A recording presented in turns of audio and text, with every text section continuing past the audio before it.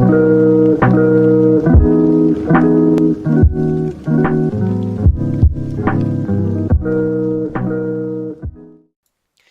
guys, what is going on? Rose here, and welcome back to the episode of Cards and Castles Hidden Combos, where today we are going to be taking a look at a new Last Will variant. Now, I actually made this deck quite a while ago. I've been meaning to kind of show it off in a proper video like this. However, with new things coming up and me never actually sitting down and getting to this deck per se, it's been it's been some time since I first made the deck. That's what I'm kind of trying to get at here. There was a distance between me actually making this video and at the time actually making the deck. So there could be potentially some outdated things. I don't think so though. I mean, most of the things in the deck I would say are pretty much up to date as they can be, and I would say that the deck is pretty decent. I mean, Last Will took a decent hit, I would say, between the time of making this deck and today, as an archetype in general in terms of competitiveness. But I do think it's an okay deck to kind of try out if you are looking for new Last Will variants. Definitely, you know, it's a newer take on it, I would say. So with that being said, I want to go ahead and show you guys the list for our Dwarven Last Will deck. So let's go ahead and jump right in it. Alright, so here is the deck list for our Dwarven Last Will deck. Now, of course, not really much different from a standard Last Will deck in terms of some of your main elements. You're, of course, rocking the Andrew, and then, of course, various Last Will units to help us out here. Lumberjack, Salahar Rider, Banshee, etc. However, there are some differences, of course, being in Vikings rather than Crusader, which, of course, the normal Last Will deck is in. For starters, in addition to all of your Last Will units, you know, the regular guys that we have here, we're also running Lich and Grudgebearer to further the Last Will a bit, because remember, Lich has that Last Will of freezing 2 allies when it dies, and then Grudgebearer can also give a Last Will of, you know, Dwarven, or Dwarves, gaining 1/1. So to coincide with the Grudgebearer, of course, we are running a bit of Dwarven synergy in here as well. Of course, the Dwarven Miner, Tunnel Escape, and Mordock, pretty much the main Dwarven aspects of it, because you actually, if you look in these colors, there isn't really many Dwarven units aside from, you know, Mordock and Miner. Of course, we got Tunnel Escape, and then you also have Dino Rider, but I don't think Dino Rider really benefits in here, especially considering that your Arcanon General is pretty much what's going to be taking the spot of Dino Rider in the deck. You do need Arcanon General to continually utilize additional Last Will. However, being that we aren't running Dino Rider, to further our Dwarven synergy, we do also run Fist of Donic at 2 copies, just to give a little bit more chain lightning to the deck, rather than running Temple, which can be expensive, and that we don't want to draw it, you know, when we get, you know, say, later into the game when we need a unit, we don't want to pull ourselves a Temple of the 5 Gods. Even though you can run Temple for where Fist of Donic is, I prefer Fist of Donic. Mainly because you can give another unit, if it is a dwarf, so things like Mordock, your Miners, or Grudgebearer, you can give them an additional 3 health, which is pretty nice. And if you do put Donic on Grudgebearer, in a way, it kind of becomes a mini Yarn Giant, with the Thunder Strike of knocking back the units, and of course, doing a bit of Chain Lightning shenanigans with that. So yeah, definitely an interesting thing to kind of keep in the deck, a little mini arm in the form of Donic and Grudgebearer. But aside from that, we do run kind of the other normal things that you'd expect in the deck. You've got Armory, Darkbender as an overall, you know, just a good stuff unit. You will note that I don't run Blacksmith in here. I didn't really have the ability to kind of fit it in the deck, but that is because I also run Reanimate, which I think is a pretty good card, especially if you're going to be sacrificing units in terms of Last Will here.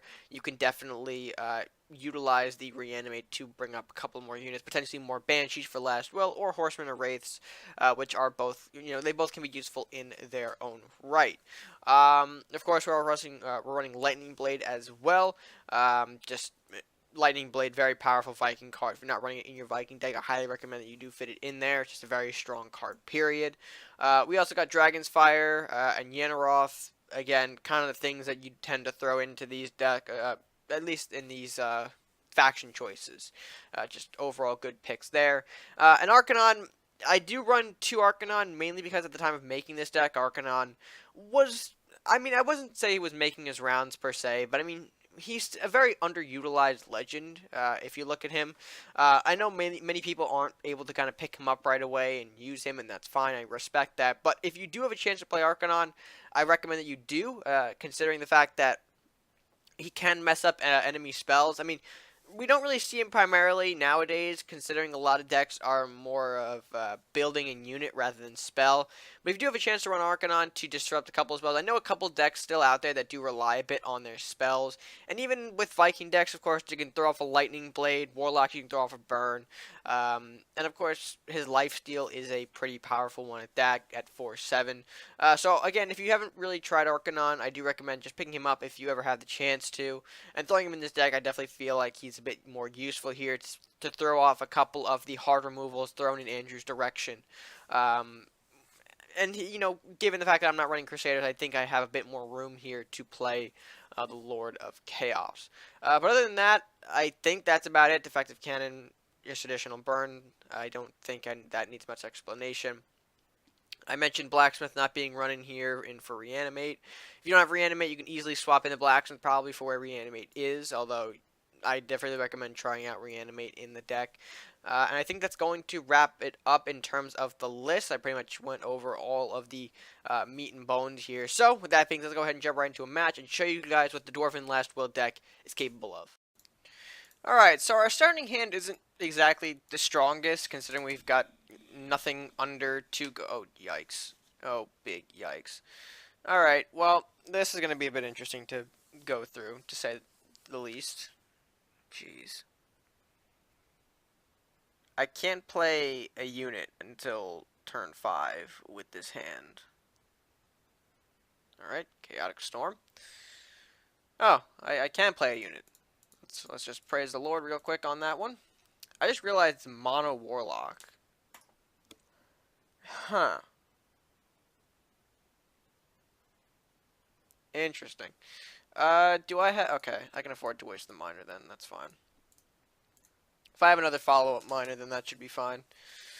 And then maybe, hopefully, I can draw back the Darkbender and play that. It'd be cool. Ooh. Ooh, ooh, ooh, ooh, ooh. Let's not have a White Knight step on me, please. That'd be very appreciated. Oh, boy. I already had to coin that out, too. So I think... I mean, we're not out of this yet. Going up against Warlock, tons of things like Burn can still impact our castle, where we don't want them to.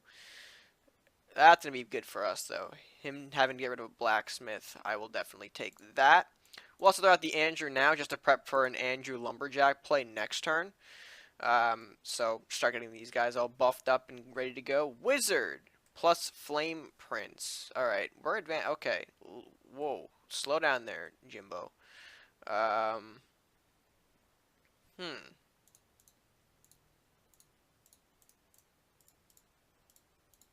Let's just throw out another Andrew and the Lumberjack, because we do need the draw, I will admit. We'll see if he goes for direct damage, though, onto our castle. Okay, weird brewery position. Infernal Furnace position, too. Alright, while we're at it, interesting. Ooh, that's gonna be nice. Alright, so let's bring out... Actually, hold off on that real quick. Let's get a little bit of this going. We'll bop the Infernal Furnace. Brilliant. And then, of course, put him in a bit of an awkward position. So let's see here. We can probably knock the brewery down. He's going to go ahead and take a shot at Arcanon? Whatever I want to call him today. Headwood. Do you have a Rite of Awakening for that one? Nope. Dragon Temple. Alrighty. I guess we'll do that. And then follow up with... Let's just go Grudgebearer. I could do Mordock, but I want to get Grudgebearer a little love on the field. And of course, I do have Fist of Donic, so this guy can become like a miniature Yarm almost at this point. Horseman, Acolyte, alrighty. He's going to try and do that. Not going to work out too well for him. Let's see if I can actually get something set up here. Let's knock that down. I'm going to push up Grudgebearer. I'm going to put... Oh, yeah, I forgot that. Oh, well, that's fine. We'll just knock the Acolyte then. I forgot we have Arcanon out, so Donic wouldn't have been guaranteed to land on Grudge Bear. Alrighty, well, I mean, we're still going to end it off anyway. Yeah, Armory, there's not much left to this game. We're going to go ahead, take Grudge Bear, swing right at the castle here. Thunderstrike will clear off the Armory for us, just like so. Andrew comes knocking on the door. Another Andrew, and then Arcanon will end off the game. What do you mean? I can't. Oh, see, Autopath. Autopath is stupid sometimes. Alrighty. So, not bad. I mean, it's essentially the same thing as a Last Will deck, pretty much. The idea to power up Andrew this time, except using a bit of Dwarf synergy from things like Grudge Bear or Mordok to kind of build up a little bit in the deck. So again, not too much different from the standard Last Will deck, but it is something, a bit of a newer variation, if you will, of that deck. And with that being said, guys, I hope you did enjoy this edition of Hidden Combos. Be sure to leave a like on the video, share it, and comment down below what you think of the Dwarven Last Will deck. Did you like it? Did you not? Tell me why in those comment sections below. And while you're down there, if you haven't done so already, be sure to hit that subscribe button. Help show you for the channel. Help us go clicking that subscribe button, which the cost to you. And yeah, that's going to do it for me for now. So, until next time, guys, stay gaming.